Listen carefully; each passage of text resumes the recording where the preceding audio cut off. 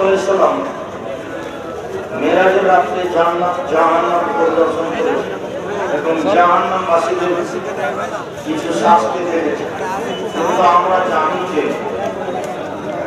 এখনো বিচার দিবস হয়নি, তাহলে তিনি শাস্তি দেখানো হয়েছে, যেটা ঘটবে সেটা দেখানো হয়েছে।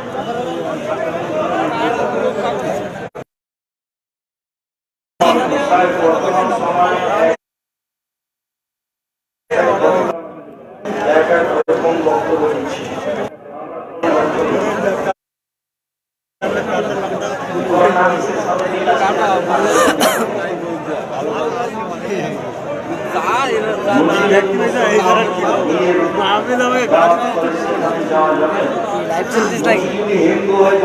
লাইভ দিয়ে দিলাম দাদা, লোক একটু দেখবো।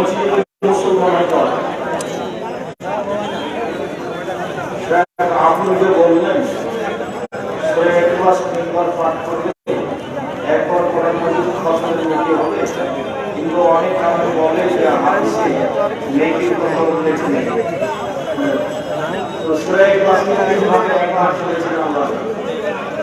আমার বলেছেন তোমাদেরকে অক্ষর কি বলেছেন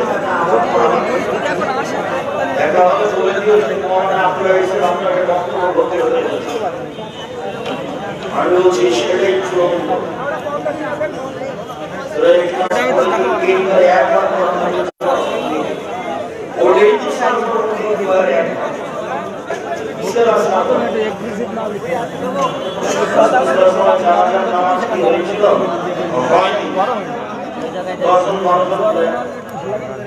জমার দিনে যদি কেউ মারা যায় তাহলে কি তার আজাব ওই দিনে ওনাকে জি জমার দিন মারা গেলে খবর আজাব হবে না,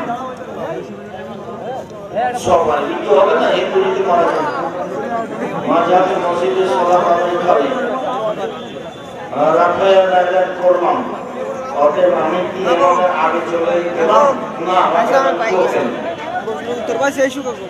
আমাদের এলাকায় মা বোনেরা বাড়িতে কথা করে না,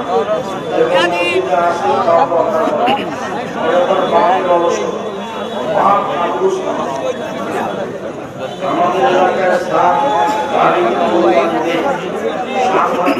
চলবে না।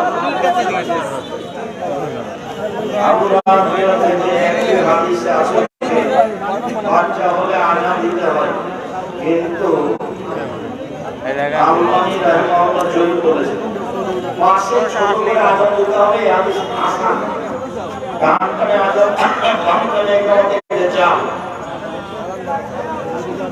মহিলারা গ্রামে গ্রামে মহল্লায় মহল্লায় গিয়ে ভোট করতে পারছে না, চিরদিনের জন্য নিষেধ।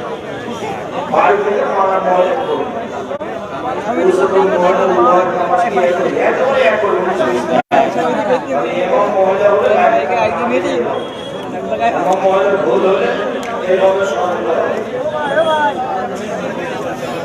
জমার দিন 2000 নিয়ে আমাদের এলাকায়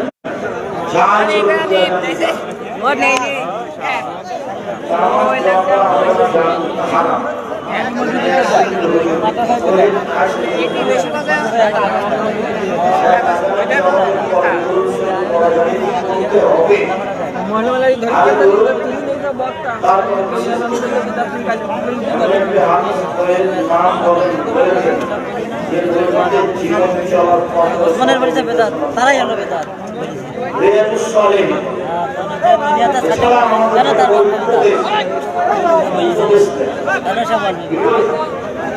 আমাদের সাথীরা আপনার পরিচালনায় একটি প্রতিষ্ঠান গড়ে উঠতে পারে কি? ওই আটলাখোলা থেকে বলছিল একদম, তারপর আর বলে না কেন তা বলতে পারছি। আমিও চাচ্ছিলাম আটলাখোলা কি আছে সাতক্ষীরা জামিয়া সালামের গড়া আর 10 বিঘা জমির ব্যবস্থা আছে করবো। আটলাখোলা কেউ বলছিল, তারপর এখন বলে না। বর্তমান সময়ে রাতের একটি শুধু আমার সম্পর্ক থেকে শুরু মোটামুটি রাত 1টা-2টার পর থেকে শুক্রিয়া।